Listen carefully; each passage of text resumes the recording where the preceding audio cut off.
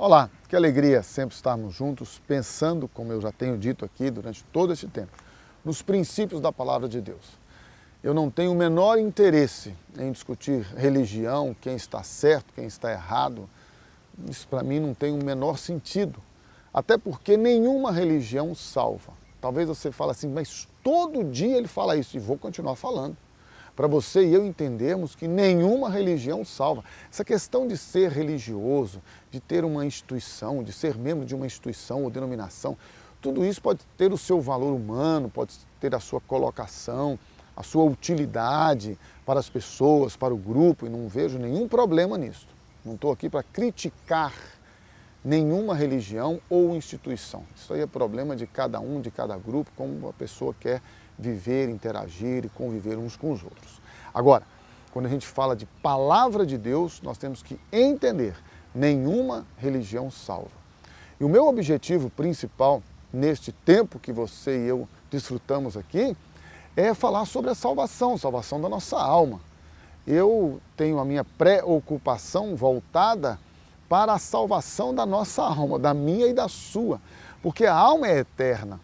A alma que você e eu temos, esta alma que nós possuímos, que Deus nos deu, ela é eterna.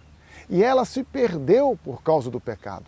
O pecado destruiu a sua, a minha comunhão com Deus. O pecado nos separou de Deus. E esta separação trouxe morte, morte espiritual e morte física. O homem não foi criado para morrer. É por isso que ele não aceita a morte, é por isso que ele tem uma grande dificuldade em aceitar a morte, porque o homem não foi criado para morrer.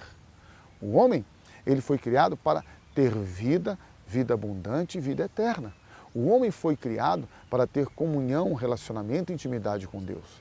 Mas ele, o homem, livre como Deus o criou, decidiu, foi uma decisão do homem, não obedecer a Deus, rebelou-se contra Deus, querendo ser Deus, querendo ser como Deus, querendo ser um Deus. E a partir daí, desta decisão voluntária, racional, absolutamente livre de desobedecer, de rebelar-se contra a palavra de Deus, o homem é separado de Deus.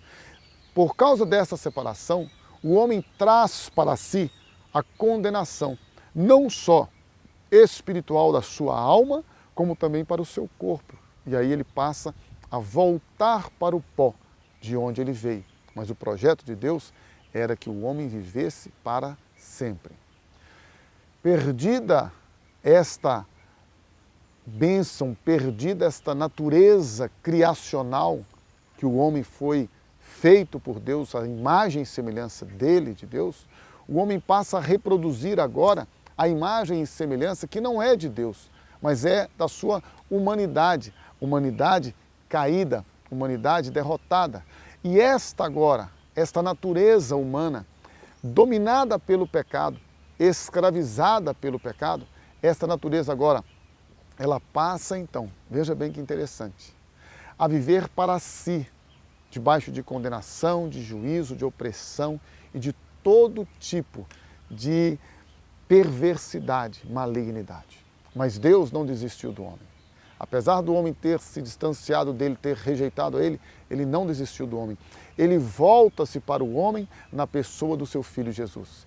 E quando então Jesus Cristo vem a este mundo, ele vem a este mundo para salvar, libertar, transformar e curar o homem. E como ele faz isso?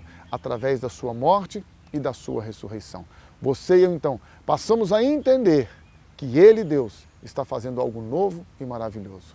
Este algo novo e maravilhoso de Deus se completa na sua e na minha vida quando nós entendemos Deus amou o mundo de tal maneira que deu o seu Filho para que todo que nele crer não pereça, mas tenha a vida eterna. Agora, com esta vida eterna que Deus dá a você, que Deus dá a mim, que Deus dá a todos nós, por meio da graça dele, você e eu podemos desfrutar de algo tremendo e maravilhoso. O que é este algo tremendo e maravilhoso?